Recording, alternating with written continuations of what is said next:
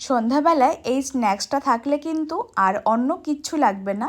ছোট হোক কিংবা বড়, সবার কিন্তু খেতে ভীষণ পছন্দের। অথবা বাড়িতে সামান্য পরিমাণে চিকেন থাকলে যখন খুশি তোমরা এই রেসিপিটা বানিয়ে ফেলতে পারো।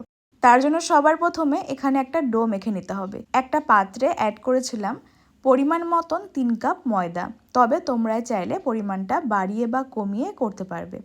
তার মধ্যে স্বাদ মতো লবণ আর খুবই সামান্য পরিমাণে তেল দিয়ে তার সঙ্গে অ্যাড করব খুবই সামান্য পরিমাণে অরিগ্যানো, একটা সুন্দর ফ্লেভারের জন্য, তবে তোমরা চাইলে স্কিপ করতে পারো। এবার এই 3টে উপকরণ শুকনো অবস্থায় ময়দার সঙ্গে মিশিয়ে ময়াম করতে হবে। খুব ভালো করে শুকনো অবস্থায় মিশিয়ে নেওয়ার পরে এবার খুবই সামান্য সামান্য জল দিয়ে মেখে একটা সফট ডো বানাতে হবে। ডোটা খুব একটা বেশি শক্ত হবে না, আবার একদম যে নরম হবে সেটাও না। মোটামুটি একটা সফট ডো মাখলেই হয়ে যাবে। তার জন্য জলটা একেবারে অল্প অল্প করে অ্যাড করবে, তা না হলে কিন্তু বেশি পরিমাণ নরম হয়ে যাবে। ডোটা মাখতে মাখতে তোমরা আমাকে কমেন্টে জানিয়ে নাও যে আজকের ভিডিওটা কে কোন জায়গা থেকে দেখছো, তাহলে কিন্তু আমি তোমাদের প্রত্যেকের কমেন্টে ধন্যবাদ জানাতে পারবো। আর আজকের ভিডিওটা ইউটিউব থেকে দেখলে দারুণ টেস্ট, চ্যানেলটি সাবস্ক্রাইব করে পাশে বেল আইকনটা প্রেস করো। তো এখানে আমি ঠিক এরকমভাবে একটা সফট ডো মেখে এর থেকে সামান্য সামান্য অংশে লেচি কাটতে হবে, মানে খুব একটা বেশি কিন্তু লেচিগুলো বড় করবে না, ঠিক এরকম ছোট সাইজ রেখে লেচিগুলোকে কাটতে হবে। বেশ কয়েকটা লেচি কেটে নিয়েছিলাম। তারপরে অন্যদিকে নিয়েছিলাম 100 গ্রাম মতন চিকেন কিমা। চিকেনটা একটা চপারের মধ্যে নিয়ে খুব ভালো করে চপ করতে হবে। তো পরিমাণ মতন চিকেন কিমা অ্যাড করে এর সঙ্গে অ্যাড করব স্বাদ মতো লবণ, খুবই সামান্য পরিমাণ লঙ্কার কুচি, সামান্য গোলমরিচের গুঁড়ো, একটুখানি পেঁয়াজ কুচি, বাঁধাকপি কুচি, ক্যাপসিকাম কুচি, গাজর কুচি, তার সঙ্গে অ্যাড করেছি খুবই সামান্য পরিমাণে বাঁধাকপি। এটা কিন্তু অপশনাল, তোমরা চাইলে অ্যাড করবে বা নাও করতে পারো।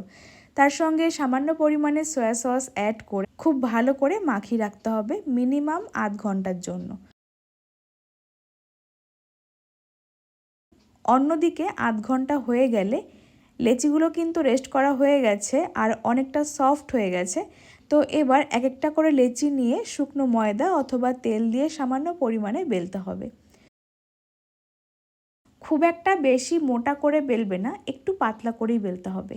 তো এবার মাঝখানটা সামান্য পরিমাণে ওই চিকেনের পুরটাকে অ্যাড করে মুখটাকে আটকে নিতে হবে। চিকেন মোমো আমরা বানাতে সবাই পারি, তার জন্য তোমরা পছন্দ মতন যে কোনো একটা শেপ দিতে পারো। তবে স্টাফিংটা তোমরা এইভাবে বানিয়ে রাখবে, তাহলে কিন্তু যখন তখন বানিয়ে খেতে পারো। খেতে ভীষণ টেস্টি আর বানিয়ে ফেলা খুবই ইজি। তো আরও একটা মোমো তোমাদের সাথে বানিয়ে শেয়ার করে দেখাচ্ছি, আর এই শেপটা কিন্তু খুবই সহজ, তোমরা যে কেউ একবার দেখলেই পেরে যাবে। মাঝখানটা সামান্য পরিমাণে পুর দিয়ে মুখটাকে জাস্ট এরকম করে কুচি কুচি দিয়ে আটকে নিতে হবে। এই শেপটা কিন্তু খুবই সহজ, তোমরা সবাই পেরে যাবে।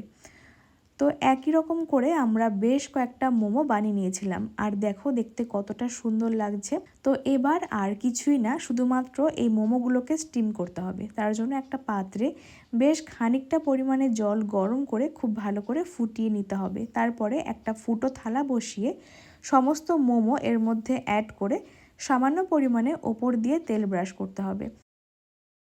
তাহলে কিন্তু মোমোগুলো স্টিম হওয়ার পরে ওপরের দিকটা ড্রাই হয়ে যাবে না।